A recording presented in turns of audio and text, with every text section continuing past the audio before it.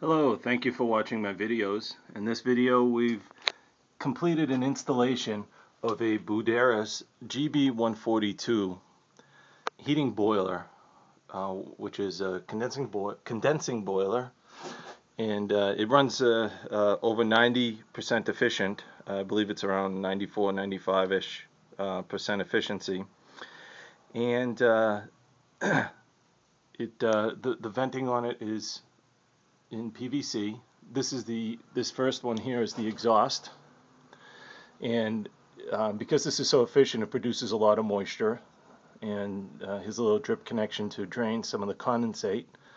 The second pipe is actually a fresh air intake, so that it directly communicates with the outside, and there's no need to worry about if there's enough combustion air in the room, because as you know, we need 50 cubic feet of combustion air for every 1,000 BTU input of a boiler.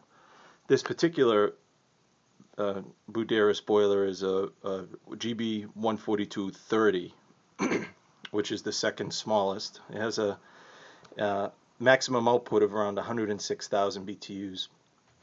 And what I had to do over here on this manifold is I had to actually flip the manifold horizontally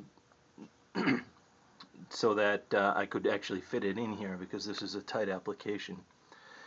And here's our backflow preventer with a auto feeder combination, and there's our return, and here's our supply. I have the pumps on the supply here. I'm using Grundfos 3-speed internal flow check pumps, and I always when I add the pumps on the supply with the internal flow checks, I always add additional drain cocks on the supply, because if you ever have to change the pump, you're going to need some way to drain it. You can also put in another isolation valve. That's another way you can handle that situation. And here's our expansion tank. It's on the suction side of the pump, which is ideal.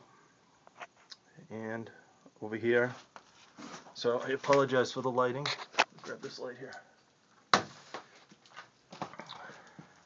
So here's a better shot of what's going on here. There's a tridicator, pressure and temperature gauge. There's our air elimination device and our expansion tank. Again, the expansion tank's on the suction side. You can't always do that, but it's the preferred method. And here is our indirect water heater for domestic hot water. And here's our mixing valve.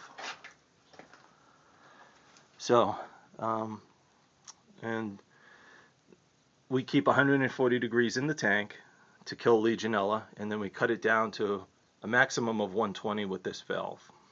And here's our vacuum breaker. And this is a 2-zone system. We have 3 pumps, because the third pump is actually for the domestic. Now on the GB142, it has its own internal priority controller, so we don't need a 3-zone controller. A 2-zone controller will work fine, because the changeover to priority zoning is done internally to the GB142. And here on the GB142, we always use primary, secondary pumps.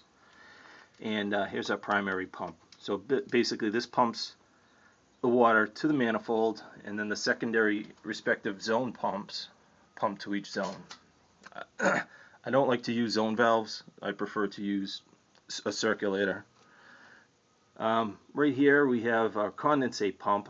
So again, this unit produces a lot of moisture, and it drains into this condensate pump, and then from there it gets pumped up and out into a sink.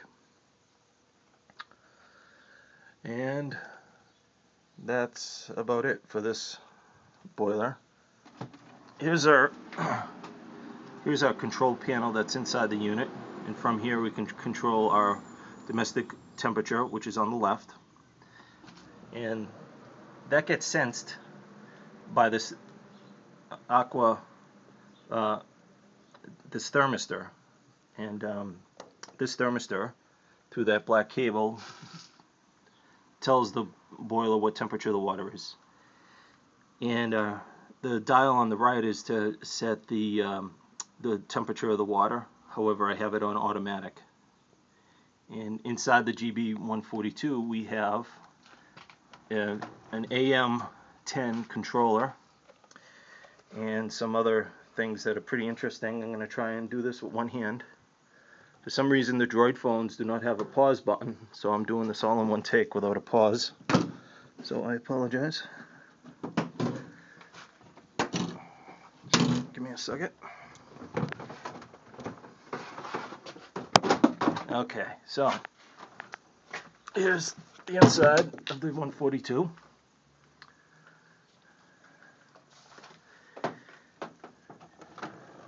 And here's our AM10 controller. It's actually upside down.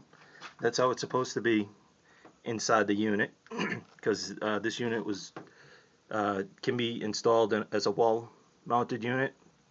And to put it inside the unit, this is not something the end user actually adjusts. It's basically performed in the setup.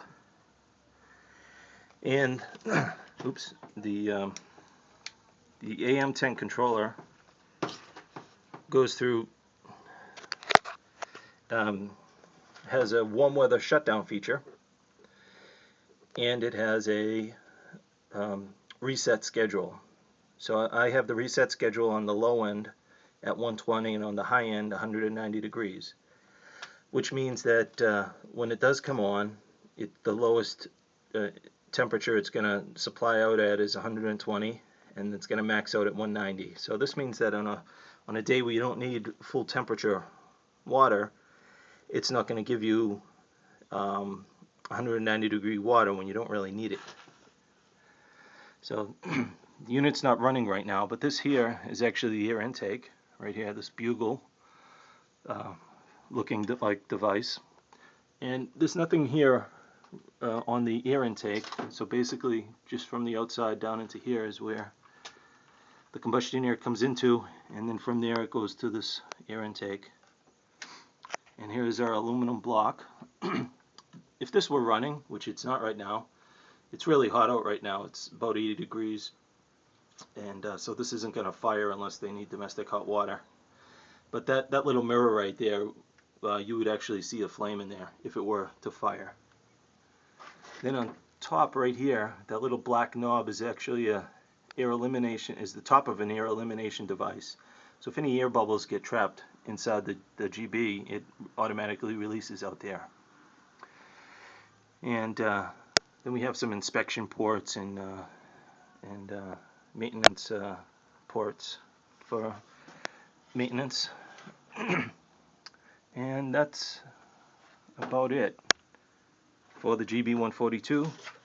And thank you for watching my videos. Bye bye.